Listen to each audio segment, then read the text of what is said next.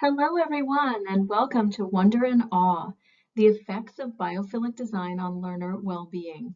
My name is Anna Harrison, and I am an educational facilities planner and biophilic design consultant with ADIS Architects in San Jose, California. We will take a brief look at how schools have been designed historically and how they're being designed today. We'll review biophilia, the way our brains, bodies, and hearts respond to nature, and how biophilic design supports learner well-being. And we'll conclude with Q&A.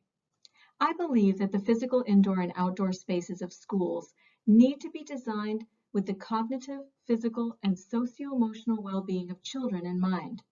Historically, however, the physical design of schools has been the purview of facilities departments who hire architects and planners to fulfill specific programmatic needs,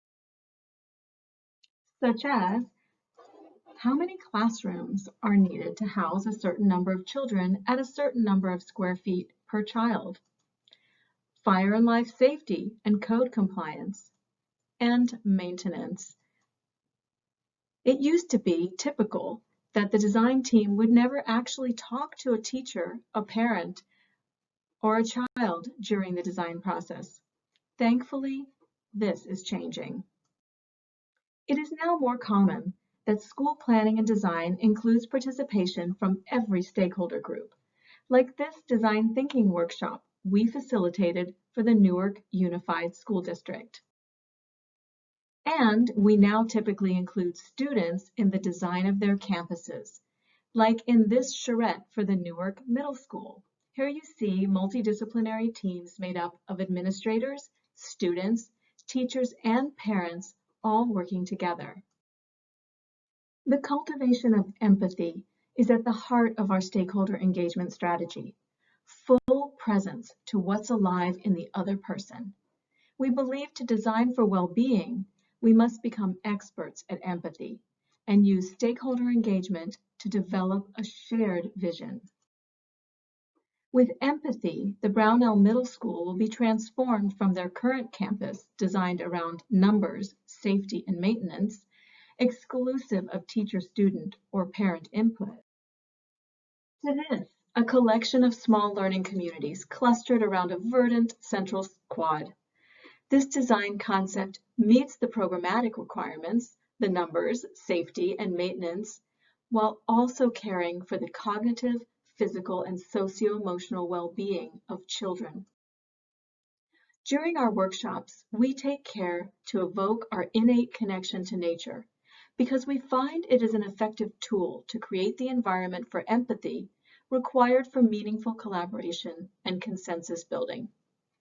Every stakeholder engagement workshop results in the set of guiding principles, and so far, nature has appeared in them all. When we're asked to describe our ideal learning experiences, the places we go to restore ourselves, where we play and have fun, we often describe experiences that occur in nature. The reason for this is biophilia.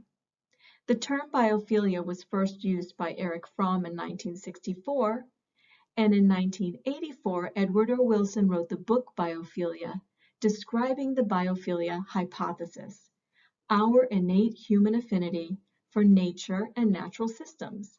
Biophilia literally means love of nature.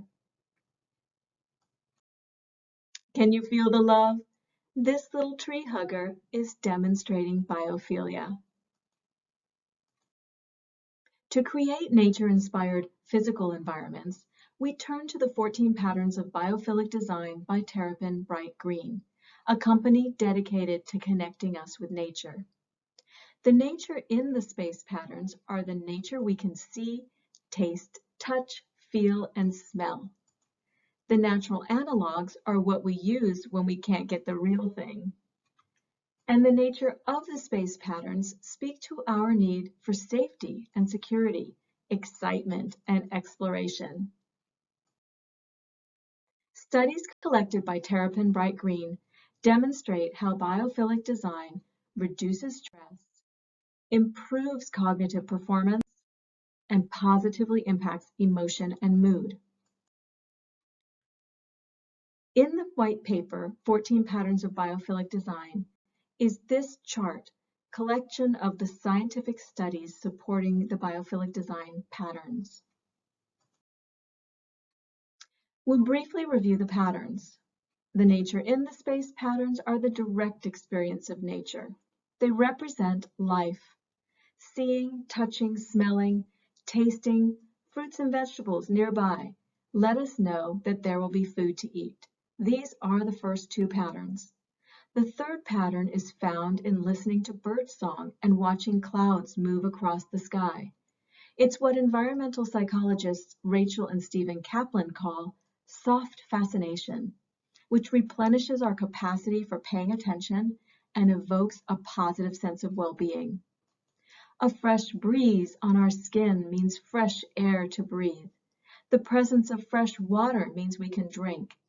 And the changing color of light cues our circadian system functioning. By connecting with natural systems, we connect with something greater than ourselves. The natural analogs, what we use when we can't get the real thing. We can use these to guide the decisions we make regarding shapes and scale of space and the use of materials. Nature abhors a straight line, so we think about incorporating organic shapes and patterns based upon fractal geometry found everywhere in nature into the design of learning environments. We use the colors of nature and seek out minimally processed natural materials. Nature provides rich sensory information. The right mix of complexity and order in our physical environments keeps us interested and engaged while also evoking a sense of calm and well-being. The nature of the space patterns recognize our primordial need for safety and security. In nature, a high tree branch vista provides prospect from which this mountain lion can see approaching danger or her next meal from a comfortable distance, and perhaps in this bunny rabbit's case, seek shelter and refuge. A stairway bending around a corner entices us to explore the mystery just beyond the curve, inducing a pleasure response. And a little risk with a safety net excites our senses and focus. One of the most effective strategies is simply to add greenery to the learning environment, improving performance in spelling, math, and science, and reducing feelings of stress and anxiety. A recent study on attention restoration found that after looking at a green roof for a mere 40 seconds, students performed better on a subsequent task than those who were looking out on an asphalt roof. Daylight is one of the classroom's most critical environmental factors. Daylight affects performance, learning attitudes, and value judgments. The studies on the positive effects of daylight are plentiful and robust. Here are just a few. Terrapin Bright Green recently announced a 15th pattern, awe, self-transcendent experiences, the magnificence of a sunset over the ocean, a rainbow, a waterfall. These shift our attention away from ourselves and make us feel we are part of something greater. Here we have a typical school exterior. Contrast this with a biophilic school exterior for the Escuela Popular, a public charter school in San Jose. Here is a typical schoolyard. And here is the biophilic schoolyard. To quote Anita Olds, if we want children to learn to love and preserve this planet, we must give them direct experiences of nature. To transition from traditional learning environments like this to biophilic learning environments like this and this, the Campbell School of Innovation, we need to experience our innate affinity to nature and natural systems and understand that the physical design of our schools affects the cognitive, physical, and socio-emotional well-being of children. We must work together collaboratively to design with the 15 patterns of biophilic design. You can use this checklist to assess the biophilic design features of any physical environment, indoors and outdoors, at home, at work, and at school, and then fill in the gaps.